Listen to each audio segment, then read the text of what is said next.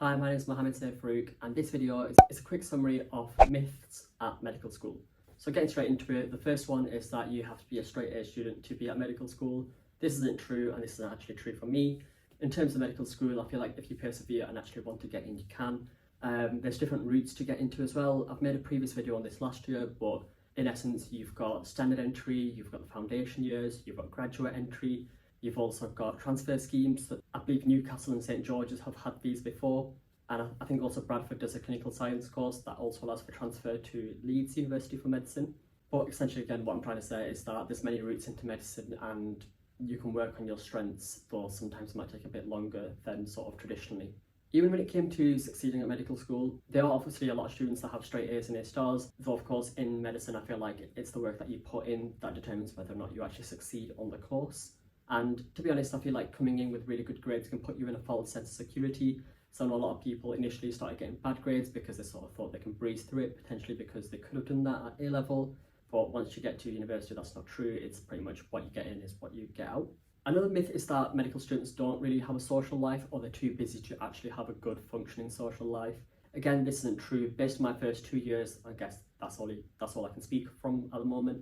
I've had a decent social life. I've been meeting with friends, and I've also joined societies that I didn't even join in my previous degree, and these included things like rowing, bouldering, climbing and skiing as well.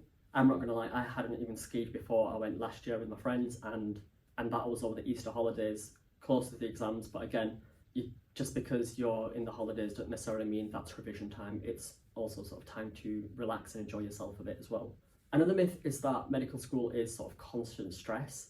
I wouldn't really say that it is. I found that more the case with my biochemistry degree because we have constant deadlines, and then we obviously have the exam stress. I feel like in terms of medicine, and what makes it a little bit different is that we don't really have as much coursework or deadlines, so throughout most of the year you're pretty much plain sailing. It's fine.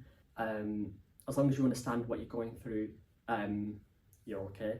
But of course, don't be too complacent and leave everything last minute, because when you do come to the exams, you'll have a lot to learn. So again, what I did is make sure I understood everything, and then when it came to a certain amount of weeks before the exams, I think I had like 10 different units, and what I did is I did a unit a week, and that works well for me. It might not work well for you, but if you do find something that works well for you, I'd say stick to it, and don't necessarily think working more and for longer is better than working for short periods and more effectively. Another interesting myth is that people know what they want to do after medical school in terms of specialities. I'm in my second year and still haven't really got a clue what I want to do. I've got somewhat of an interest in, for example, GP because of the sort of work-life balance that you can get. Then I'm also interested in surgery and also interested in anaesthetics as well.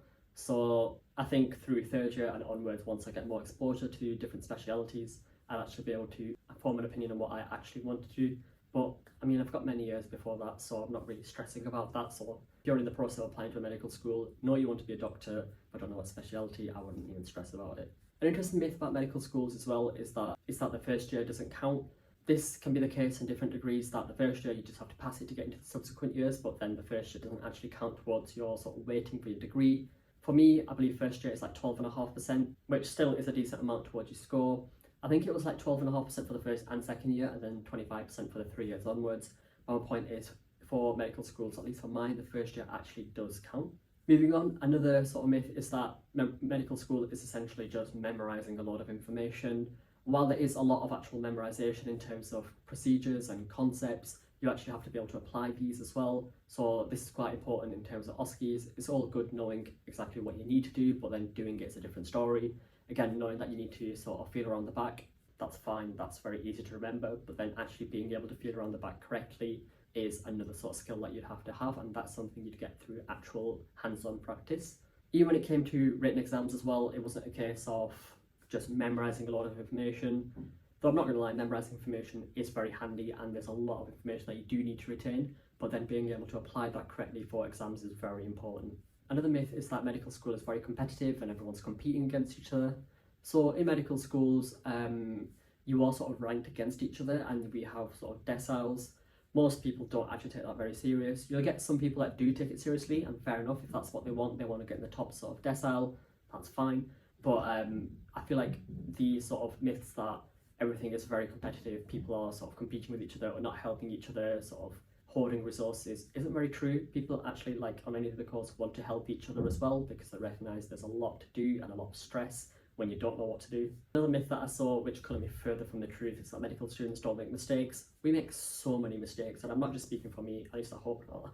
Like, it's in terms of the exams, in terms of just general sort of day-to-day life, we are learning like everyone else. Making mistakes is just a part of the process, and I feel like if you're saying you're not making mistakes, you're probably lying. Another one is that if you don't really get through the year, you'll instantly get kicked out. That's also not necessarily true. While medical schools are quite strict about retaining people that fail the resit exams after the initial exam, if you've got extenuating circumstances, then there have been situations where people have been able to resit the year.